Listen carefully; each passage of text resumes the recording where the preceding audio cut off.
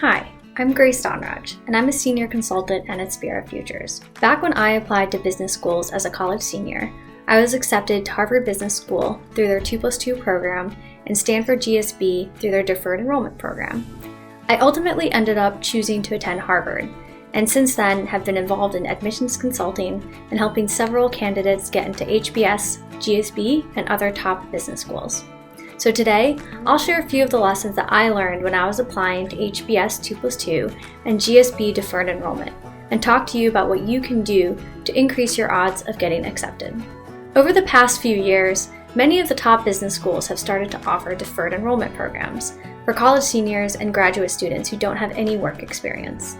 In addition to Harvard Business School and Stanford GSB, we are now seeing programs from Wharton, Kellogg, Yale, Booth, and MIT Sloan.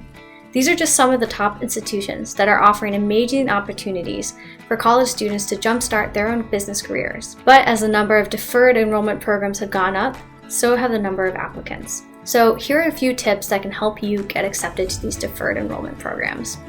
Number 1, conduct research on the programs that you're applying to, and start your research as early as possible. This can include speaking to alumni, attending informational events, signing up for admissions newsletters, getting on mailing lists, and reading as much as possible about the schools that you're applying to.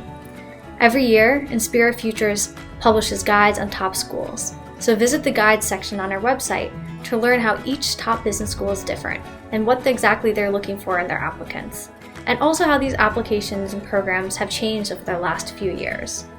Rushing through your application a few days or weeks before your deadline almost certainly leads to less than optimal results. Number 2, your test scores and your grades and GPA matter, but so does your story.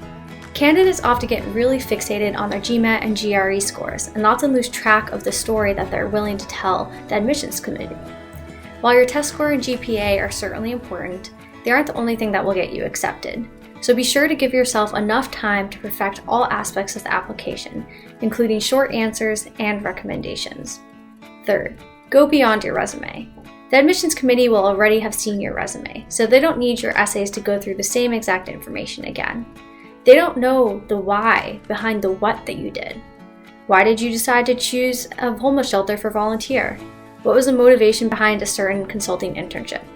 Make sure that you spend enough time introspecting and tell the admissions committee who you are rather than what you've done.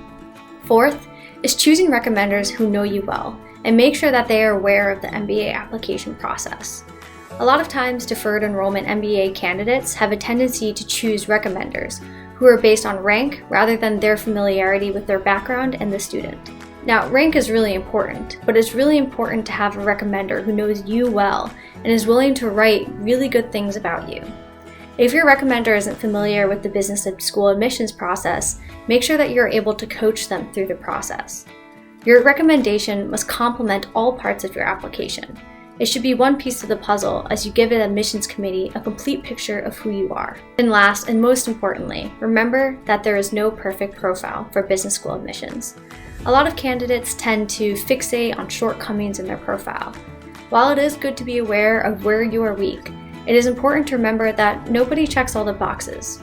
If you look closely enough at people who've been admitted at business schools, you can find faults in any profile. So instead, it's better to focus on identifying aspects where you are strong. These are just 5 of the things to keep in mind when applying to a deferred MBA program. They certainly helped me when I was applying to my MBA programs, and I hope that they can help you.